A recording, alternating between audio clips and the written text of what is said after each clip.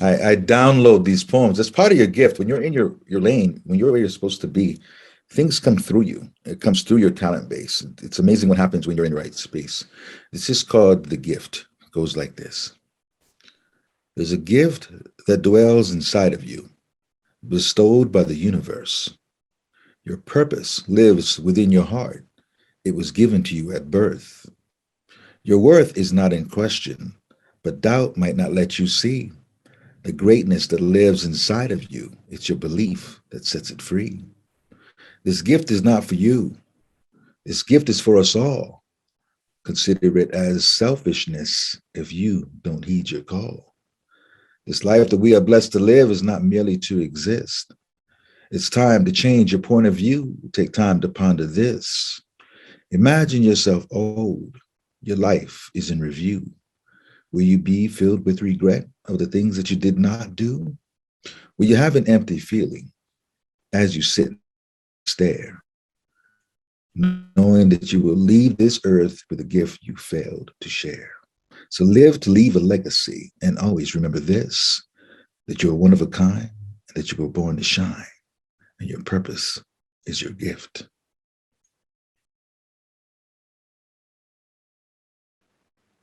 This is called Free. It goes like this. Raised in beliefs that were not mine, a detachment from my true self showed over time. A lie I lived for so very long, never understanding my truth about what's right and wrong. Like a chameleon, I would change my colors at will, so the people I love would love me back still. But is it true love if it's taken away because something called truth is not seen the same way?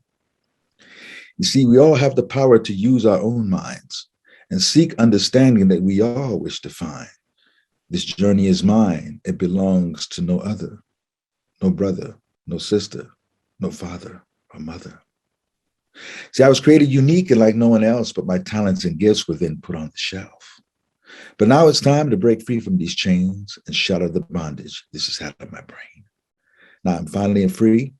I can soar to the sky, for I was created in the image of the one who's most high. Wow. That's the first poem I ever wrote. And that is to inspire people. I want people to really feel what I'm saying here, that when I was able to let go of the anger and I was able to really accept the gift that I was given, these things are delivered through me. I don't even try to write poems, they just come. And I think everyone has something like that. We've got to be consumed with finding our true self, and our true self was always within us.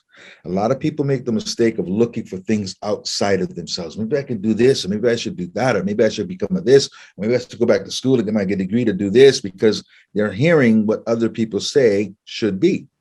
Yeah. But your truth is inside of you. It was always there.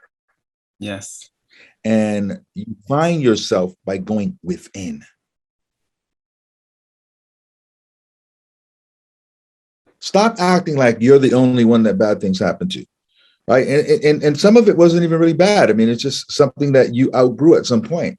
Okay, yeah. You couldn't play football and you couldn't do this and you couldn't do that. Yeah, that sucks, right? But there are people that go through worse. There are people that are raised in countries where they've got to walk 3 miles each way for water on their head, and the water's dirty.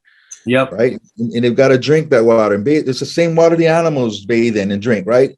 There are people that, you know, most of this world does not eat 3 solid meals a day. They live in shacks. I mean, look at your blessings. Look at where you're blessed. Okay. And know that challenges are for everyone. That person that got hit by a drunk driver last night and lost the ability to walk, that's not fair. But that person somehow has to find a fulfilling life from that wheelchair from this point on. Right. So one person can be lose their ability to walk and their whole life can unravel and go upside down. And I understand that. I can't imagine going through that. Right.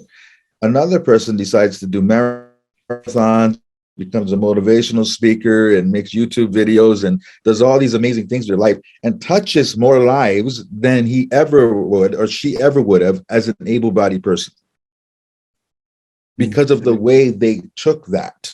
Right. Yeah. So as ex-witnesses, instead of bemoaning the past and being angry at everything, sometimes we have to accept things that suck.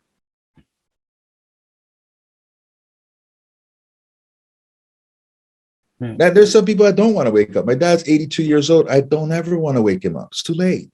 Yeah, mine too. And it's okay. Yeah. Right. Because he's happy with his sense of what reality is. Remember this, everyone watching. Reality is simply what you have accepted as truth to you. That's all reality is. So for Jehovah's Witness, as long as they're in that bubble, they might be totally happy because their life is matching their sense of reality. Now, when you get a sense of reality, when you're a witness and then you can see beyond those lenses, right? I don't know if you ever seen the movie The Truman Show. Did you see that? Jim Carrey? I love it. Right? Yeah. Because he was living a happy life, but he could no longer be happy once he understood that there was more. Right. Until that crack you mentioned. Right. So that's what happens with people. But for people like my dad, I wouldn't want him to wake up one day. Now, if he woke up, he woke up. But I'm not going to be somebody to force him to see that, oh, your whole life was lived in a lie. The last 55 years of life was lived in a lie. I don't want him to die alone with no friends and realizing that his life was dedicated to something that wasn't true. Mm-hmm. Even though it impacts our relationship, I'm not selfish enough to say, you know what? Because I want my dad to be closer to me, I'm going to wreck everything you believe. No. It's okay. Right. It's okay. Very, very kind. Yeah. I teach people that there are 5 stages that we go through as we're healing from the Jehovah's Witnesses or leaving them. Stage 1 is a stage of doubt. So you usually start that stage while you're still in it. For those who call themselves PMO, right? You got doubt. Stage 2 is a stage of fear because that doubt has rooted. You've confirmed that doubt. Now you're fearing losing your family, your friends. You're afraid of losing life as you know it, and you're afraid of losing your entire belief system. It makes you feel very lost. So fear is what keeps people physically and mentally out. Fear. That's why you need courage to offset that fear. You go from stage 2 to stage 3. Stage 3 is a stage of anger and resentment. Now you're angry because you're being shunned. Now you're angry because you felt lied to. Now you're angry because life as you know it is gone. You feel angry because you don't know how to fit into society and make friends. And your whole life was based on being a Jehovah's Witness. So it can make you angry. You're angry because nobody's listening to you. You know you make sense.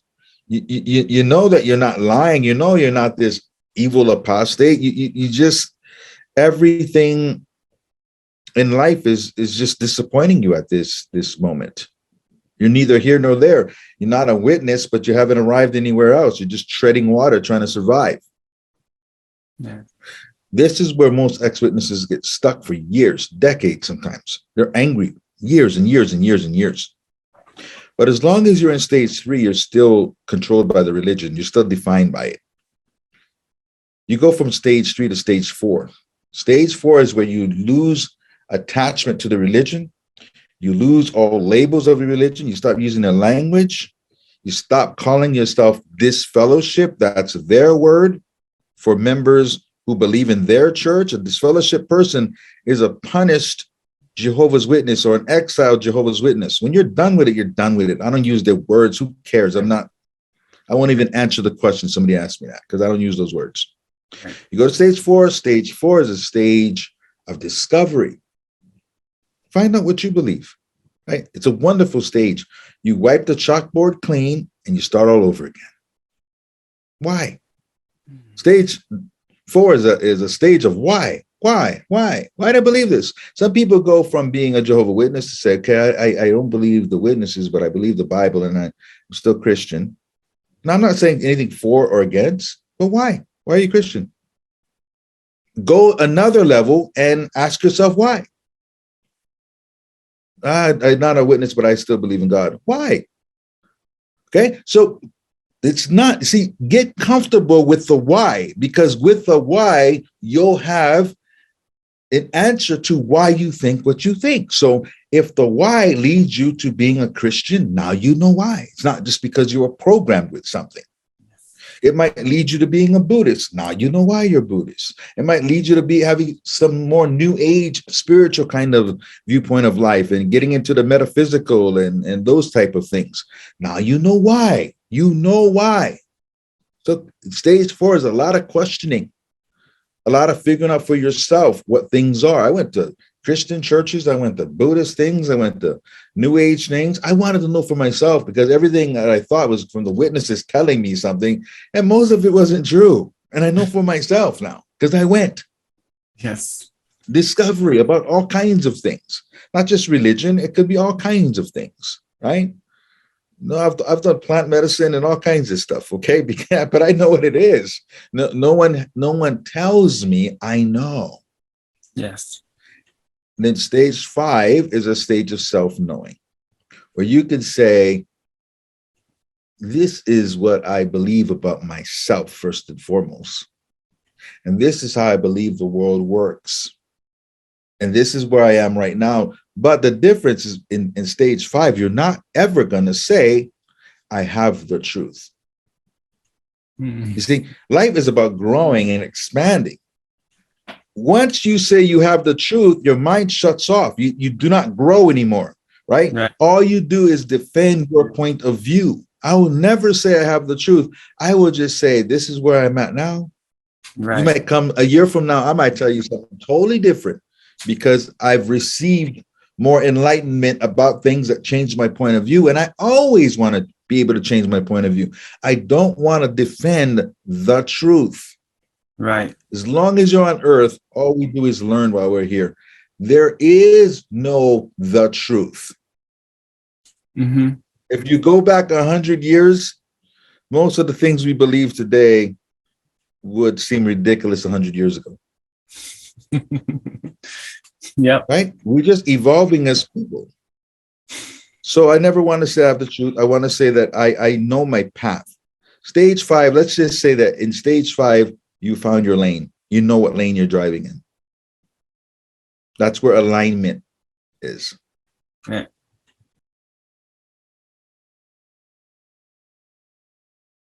I'm going to leave you with one more poem. This is called In the Blink of an Eye. Because you're not promised tomorrow. What you need to do it now. Don't talk about waiting for things to line up. Don't talk about when this happens and that happens, I'll pull the trigger or push the gas. All you have is this present moment. The past is a part of your imagination. It's a figment of your imagination. The past does not exist, but in your mind. The future does not exist yet, and the future is the result of what you're doing today. So all you have is this present moment. This is called In the Blink of an Eye. In the blink of an eye, each moment becomes the past. You see, nothing stays forever. Only the memories last. A young woman, she dreams of her wedding day. But in a blink, the day is here. And then it's gone away. Our babies and toddlers, we watch them frolic and play. But in a blink, they grow up. And they're no longer this way. Now grown and on their own. In the blink of an eye. Sometimes we all wonder, when did the years pass by? In the blink of an eye, our elders are gone. Suddenly it's upon us to pick up and carry on. In the blink of an eye, we are young no more. So ask yourself this one question: what am I waiting for? Live a life that's inspired. Don't let it end with regret. Find your purpose and your passion, one this world won't soon forget. The time is now. You've got one life to live, so spread your wings and fly. For this ride, it may be over in the blink of an eye. I love it. Wow.